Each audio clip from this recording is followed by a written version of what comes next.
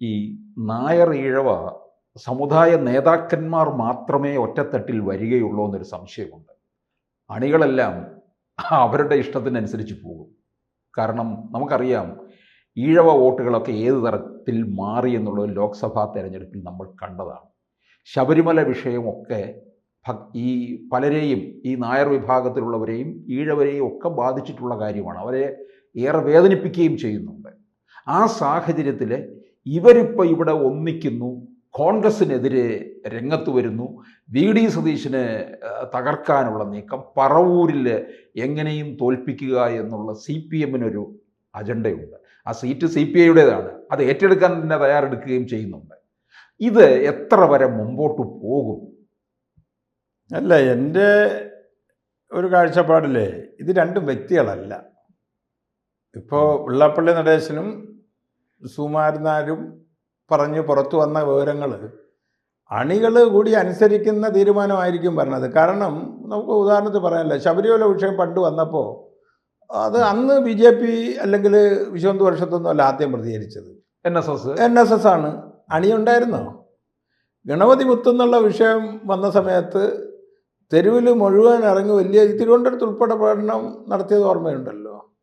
അതുപോലെ വെള്ളിപ്പള്ളി നടേശൻ പറയുന്ന കാര്യങ്ങൾക്കനുസരിച്ച് താഴെയറ്റം വരെയുള്ള ജനങ്ങൾ ഇറങ്ങി പ്രതിഷേധം. ഇപ്പോൾ തന്നെ ഒരു ചെറിയ ഇതിൽ എനിക്ക് ഓർമ്മയുണ്ട്, ഞാൻ കണ്ടതാണ്, ഒരു ചാനലിനെതിരെ തന്നെ വെള്ളാപ്പള്ളി നടേശനെ ഒരു ചെറിയ കാര്യം പറഞ്ഞ സമയത്ത് ഒരു വലിയ ജനവിഭാഗം ആ ചാനലിൻ്റെ ഹെഡ് ഓഫീസിലോട്ട് മാർച്ച് ചെയ്തു.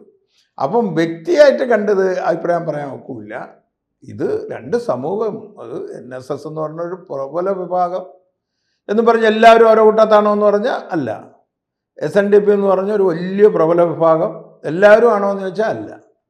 അത് യോജിക്കേണ്ട സമയമായി എന്നുള്ളത് കീഴേറ്റമുള്ള ആളുകൾക്ക് തന്നെ അനുഭവങ്ങളുണ്ട്, യോജിക്കാത്തതിൻ്റെ ദോഷങ്ങളും. ഇതൊരിക്കലും തമ്മിൽ യോജിക്കരുതെന്ന് ആഗ്രഹിക്കുന്ന ആരെന്ന് ചോദിച്ചാൽ അത് രാഷ്ട്രീയ പാർട്ടിക്കാർ തന്നെ. കാര്യം അവർ രണ്ടുപേരും ഒന്നിച്ച് ഒരു പ്രബല വിഭാഗം ഒരു നിയോജകമണ്ഡലത്തിൽ തന്നെ 40% കൂടുതൽ വോട്ട് രണ്ട് പ്രബല വിഭാഗത്തിനും കൂടി ഉണ്ടെങ്കിൽ 40-50% വരുമെന്നാണ് തോന്നുന്നത്. കാര്യം പ്രബല ആണ്, എവിടെ പോയാലും ഉണ്ട്. അവരൊരു യോജിപ്പിലെത്തുക എന്ന് പറഞ്ഞാൽ ഒരുപാട് രാഷ്ട്രീയക്കാർക്ക് ഉറക്കം പോകും എന്നുള്ളത് തന്നെയാണ് എൻ്റെ ഒരു കാഴ്ചപ്പാട്. സുകുമാരൻ നായർ പക്ഷേ സമദൂരം പറയുന്നുണ്ടെങ്കിലും അത് പിണറായി പക്ഷത്തോടാണ് ആഭിമുഖ്യം കാണിച്ച് നിൽക്കുന്നത്. അല്ല, അത് ഒട്ടും നമുക്ക് പറയാൻ ഒക്കില്ല. ഓരോ വിഷയത്തിൻ്റെ അടിസ്ഥാനത്തിൽ അദ്ദേഹം അഭിപ്രായം പറയുന്നെങ്കിലും ഇന്നലെ തന്നെ അദ്ദേഹം പറഞ്ഞതിൻ്റെ കൂട്ടത്ത് ഇങ്ങനെ വി.ഡി. സതീശനെ ഇതാണെങ്കിലും വേറെ രണ്ടുപേരെ കൂടി അതിൽ കൂടി പെടുത്തി. അതിലെന്നും ഇതാരും 3 പേരും യോഗ്യനല്ല എന്ന് പറഞ്ഞു. നാലാമത് ആരോ യോഗ്യം കാണണമല്ലോ, അത് കണ്ടോളാനും പറയുന്നുണ്ട്. അപ്പോൾ ഇതൊക്കെ ചോദ്യത്തിനനുസരിച്ചുള്ള ഉത്തരം എന്നുള്ളതിനുപരി ഇപ്പോഴുള്ള ഈ കൂട്ടായി വരണം എന്നുള്ള ആ തോന്നൽ ഒരു വലിയ ദീർഘവീക്ഷണം അതിലുണ്ടെന്നാണ് എനിക്ക് തോന്നുന്നത്. കാരണം രണ്ടുപേരും ഒട്ടും മോശക്കാരല്ല, ഒരുപാട് അനുഭവമുണ്ട്. ആ അനുഭവങ്ങളിൽ നിന്ന് അവർ പാഠം പഠിച്ചിട്ട് യോജിക്കാമെന്ന് സമ്മതിച്ചിരിക്കുന്നതാണ്. ആ യോജിപ്പിൽ ഇപ്പോൾ ഞങ്ങൾ VSTP, ഞങ്ങളിൽ നാടാറ് ഹിന്ദുവും ക്രിസ്ത്യാനിയും ഒക്കെ ഉണ്ട്.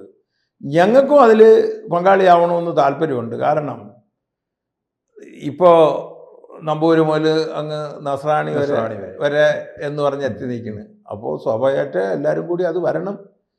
ഈ വരാത്തത് കൊണ്ടല്ലേ ഈ ചാനൽ ചർച്ചകളിലും അവിടെ എവിടെയൊക്കെ ചേർന്ന് ഗണപതി മിത്തെന്നും അങ്ങനെ ഒരു വളരെ നികിഷ്ടമായിട്ട് ഈ ഹൈന്ദവ ദൈവങ്ങളെയൊക്കെ എതിരായിട്ട് പറയാനും ഒക്കെ ഉള്ള തൻ്റെ ഇടം രാഷ്ട്രീയക്കാരൻ എവിടെ നിന്ന് വരണത്? ആ രാഷ്ട്രീയക്കാരൻ വീണ്ടും ജയിച്ചു പോണത് കൊണ്ടാണ്. വലിയ ഉറപ്പല്ലേ, ഒരക്ഷരം പറയാൻ കഴിയില്ല ഇവർ രണ്ടുപേരും കൂടി ചോദിച്ചാൽ പോലും. അങ്ങനെ പറഞ്ഞു കഴിഞ്ഞാൽ അവൻ പിന്നെ ഈ 140 പേരുള്ള അസംബ്ലി കൂടുന്ന സ്ഥലത്ത് അവന് വരാൻ പറ്റില്ല. വേണ്ട രീതി ചിന്തിച്ചു കഴിഞ്ഞാൽ ഇപ്പോഴും മുതലെടുക്കുകയാണ്. ആ മുതലെടുപ്പിൽ കാര്യമായി മനംനൊന്ത് തന്നെയാണ് രണ്ടുപേരും യോജിക്കുന്നത്. അതിനേക്കാൾ തഴയപ്പെട്ട് നിൽക്കുന്ന പിന്നോക്ക ജനവിഭാഗം 1073 സമുദായങ്ങൾ ഒന്നും എത്തുന്നില്ല. ഇപ്പോൾ നമുക്ക് ചർച്ച ചെയ്താൽ NSS SNDP വരെയല്ലേ എത്തൂ, വേറെ സമുദായങ്ങളില്ലേ? അതൊന്നും ചർച്ചയിൽ വരില്ല, മുഖ്യധാരയിലും വരില്ല. പക്ഷെ അവർക്കൊക്കെ കൂടി നീതി കിട്ടുന്ന രീതിയിൽ യോജിപ്പിച്ച് മുമ്പോട്ട് കൊണ്ടുപോയാൽ ഒരു വലിയ ശക്തി തന്നെയാണ്. ഞങ്ങൾക്കൊക്കെ സഹകരിക്കണമെന്ന് വലിയ ആഗ്രഹം. കാരണം എന്തെന്ന് ചോദിച്ചാൽ പ്രബല വിഭാഗമായിട്ട് രണ്ട് വ്യക്തികൾ രംഗത്ത് വരുന്ന സമയത്ത് അതിലൂടെ സാമൂഹ്യ നീതി നേടാൻ കഴിയുമെന്ന് വിശ്വസിക്കുന്നതാണ് VSDP പോലുള്ള പ്രസ്ഥാനം. ഈ VD സതീശൻ മുഖ്യമന്ത്രിയാകുമോ എന്നുള്ളൊരു കണക്കുകൂട്ടൽ ഇവർക്കുണ്ട്. അത് തകർക്കുക എന്നുള്ളതും അവരുടെ മുന്നിലുള്ള ഒരു പ്രഖ്യാപിത ലക്ഷ്യമായിട്ട് മാറുന്നില്ലേ? അത് നമുക്കിപ്പോൾ പറയാൻ കഴിയില്ല. കാരണം അങ്ങനെയൊക്കെ തീരുമാനിച്ചാൽ അദ്ദേഹവും ആള് മോശമെന്നൊന്നും നമുക്ക് പറയാൻ കഴിയില്ലല്ലോ. ജനങ്ങൾ പല രീതിയിൽ ചിന്തിക്കും. പല പ്രാവശ്യവും ചില ആളുകളെ തോപ്പിക്കുമെന്ന് പറഞ്ഞിട്ടുണ്ട്. അവരൊന്നും തോറ്റതായിട്ട് അറിയില്ല. ഇതുപോലൊരു കൂട്ടായ്മ വന്നതിന് ശേഷം കൂട്ടായി പറയുന്നതിന് കുറച്ചുകൂടി വില കാണും. അല്ലാതെ തന്നെ പല സ്ഥാനാർത്ഥികളെക്കുറിച്ചും എനിക്ക് അറിയാവുന്ന പല സ്ഥാനാർത്ഥികൾ ഇതുപോലെ വെറുതെ ചർച്ചകളിൽ അയാൾ തോക്കും എന്നൊക്കെ പറയുന്ന ആളുകൾ വല്ലതും തോറ്റിട്ടില്ലല്ലോ. അപ്പോൾ അങ്ങനെ ഒരു കാഴ്ചപ്പാടുണ്ടെന്ന് ഇതിൽ തോന്നുന്നില്ല. ഇത് ചോദ്യം. പക്ഷേ ഇവർ തമ്മിൽ യോജിക്കണമെന്ന് പറയുന്നത് ഈ കാര്യങ്ങൾ ഒന്നും വെച്ചുകൊണ്ടായിരിക്കില്ല. അവർക്ക് ഒരിക്കൽ യോജിച്ചു, അതിൽ സംവരണം പോലുള്ള വിഷയങ്ങളും അതും ഇതൊക്കെ കേസും ചർച്ചയൊക്കെ വന്ന ആ സമയം അതൊക്കെ കഴിഞ്ഞിപ്പം മുന്നോക്കക്കാരനും 10% സംവരണം, ഇവർക്ക് സംവരണമുണ്ട്. ആ കാര്യങ്ങളൊന്നുമില്ല. പഴയ കാര്യങ്ങൾ ഓർമ്മിച്ചാൽ ഇത് ഒരു മാസം പോലും പോകില്ല. പഴയ കാര്യം പറഞ്ഞാൽ പിന്നെ അയിത്തത്തിൻ്റെ കാര്യം പറയേണ്ടി വരും, മാറുമറക്കലിൻ്റെ കാര്യം പറയേണ്ടി വരും. തമ്മിൽ നായരും ഈഴവരും തമ്മിൽ അടി വ്യത്യാസമുണ്ട്, ഈഴവനും നാടാരും തമ്മിൽ വ്യത്യാസമുണ്ട്. ആ കഥയൊക്കെയാണ് ഇനി ഓർമ്മ വന്നാൽ ഒരു മാസത്തേക്കേ വരൂ. ഇത് നിലവിൽ കേരളത്തിൻ്റെ സ്ഥിതി എന്ത്, ആ സ്ഥിതിക്ക് എന്ത് പരിഹാരം എന്ന് ചിന്തിച്ച് മുമ്പോട്ട് പോയാൽ കേരളം ഈ യോജിപ്പിലൂടെ കേരളം വളരെ മുന്നിലേക്ക് പോകും എന്നുള്ളത് തന്നെയാണ് എൻ്റെ. ഈ പറവൂരിലെ ഈ നായർ ഈഴവ സമുദായം വളരെ പ്രബലമാണെന്നുള്ളതാണ്. അപ്പോൾ അത് വെച്ചാണ് VD സതീശനെ ഇവരെ ഉന്നം വയ്ക്കുന്നത്. VD സതീശൻ ഒരു തവണ മാത്രമേ പറവൂരിൽ പരാജയപ്പെട്ടിട്ടുള്ളൂ. പിന്നെ ആ കമ്മ്യൂണിസ്റ്റ് കോട്ടയിൽ VD സതീശൻ്റെ ഒരു തേരോട്ടമായിരുന്നു നമ്മൾ കണ്ടത് 2021 വരെയായിട്ട്. അല്ല, ഇവരുടെ അജണ്ട കൂട്ടായി നമ്മൾ ചർച്ചയൊക്കെ ചെയ്യണ സമയത്തെ അറിയാൻ കഴിയും. ഇപ്പോൾ അതിനു വേണ്ടി ഉണ്ടാവണതാണെന്നുള്ളത് ഉറപ്പായിട്ടും അല്ല. അതിനു വേണ്ടി ആയില്ല. ഒരുപാട് കാര്യങ്ങളിൽ ഒരു കാര്യം ചിലപ്പോൾ അതായിരിക്കാം. നൂറുകണക്കിന് കാര്യങ്ങൾ ഉണ്ട്, അവഗണനകളുണ്ട്. ഈ ഹൈന്ദവ സമൂഹത്തിനും ക്രൈസ്തവർക്കും ഒക്കെ വിഷയങ്ങളുണ്ട്, എല്ലാവർക്കും ഉണ്ട് വിഷയങ്ങൾ. അതെല്ലാം നേടിയെടുക്കേണ്ടവർക്ക് ശബ്ദിക്കാൻ വേണ്ടി ആളില്ല എന്നൊരു തോന്നൽ ഈ പ്രബല വിഭാഗങ്ങളുടെ മനസ്സിൽ വന്നപ്പോൾ ഞങ്ങളും 10-50 സമുദായങ്ങളൊക്കെ ചേർന്നുള്ള ഒരു സംഘടനയുണ്ട്, സാമൂഹിക സമത്വ മുന്നണി എന്നൊക്കെ. അവർക്ക് നീതി കിട്ടുന്നില്ല. അതുകൊണ്ട് അങ്ങനെ 70-73 പേര് പ്രത്യേകം ശബ്ദിക്കുന്നതുകൊണ്ട് ഇലക്ഷന് മാത്രം ശ്രദ്ധിക്കും, വാഗ്ദാനങ്ങൾ തരും, പോവും. VSDP പല ശബ്ദവും സമരമൊക്കെ നടത്തിയ ഒരു കെട്ട് പേപ്പർ എഴുതി തന്നത്, രാഷ്ട്രീയക്കാർ എഴുതി തന്നത് എൻ്റെ ഇരിപ്പുണ്ട്. ഒരു കാര്യവും ചെയ്തിട്ടില്ല. ഈ സുരേഷ് ഗോപിക്കെതിരെയും സുകുമാരൻ നായർ നിൽക്കുന്നുണ്ട്. തൃശ്ശൂർ എടുത്തതുപോലെ NSSനെ എടുക്കാമെന്ന് കരുതണ്ട എന്നൊക്കെ പറഞ്ഞു. അതെ.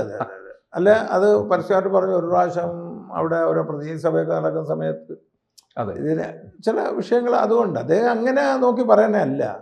ഭരണത് കോൺഗ്രസ് ആണോ, ഭരണത് കമ്മ്യൂണിസ്റ്റ് ആണോ, BJP ആണോ, അദ്ദേഹത്തിൻ്റെ കാഴ്ചപ്പാടി കണ്ട കാര്യം നേരെ അങ്ങ് പറഞ്ഞാൽ തീർന്നു. പിന്നെ പുറകെ നടന്ന് ശല്യം ചെയ്യുന്ന ഒരു സ്വഭാവക്കാരനല്ല. പറയുമ്പോൾ കൂടെ പറയും, നല്ല സ്വഭാവം. അത് വാർത്തയാവും എന്ന് പറഞ്ഞ് അതേ ആൾ തന്നെ അവിടെ ഇപ്പം സ്ഥിരമായിട്ട് പോകുന്നുണ്ടല്ലോ. അന്ന് പുറത്തിറങ്ങി ദേഷ്യമൊക്കെ കാണിച്ചെങ്കിലും പലരും അതിന് അനുകൂലിച്ചെങ്കിലും അദ്ദേഹം അതങ്ങ് മറന്നില്ലേ. അതിനുശേഷം പല പ്രാവശ്യവും സുരേഷ് ഗോപി അവിടെ പോയിട്ടുണ്ട്. അപ്പോൾ അത് ഒരു വലിയ മനസ്സല്ലേ. ഒരു ആളെ തെറ്റ് കണ്ട സമയത്ത് തെറ്റാണെന്ന് തോന്നിയ കാര്യങ്ങൾ തിരുത്തിയിരിക്കാം. അത് കഴിഞ്ഞാൽ അവരെ ഉൾക്കൊള്ളുക എന്ന് പറയുന്നത് നല്ല സ്വഭാവമാണ്. എൻ്റെ കാഴ്ചപ്പാടിൽ അതൊക്കെ നല്ല സ്വഭാവമാണ്. കൂടുതൽ വാർത്തകളും വിശേഷങ്ങളും നിങ്ങളിലേക്ക് എത്താൻ ABC മലയാളം സബ്സ്ക്രൈബ് ചെയ്യുക, ബെൽ ബട്ടണും അമർത്തുക.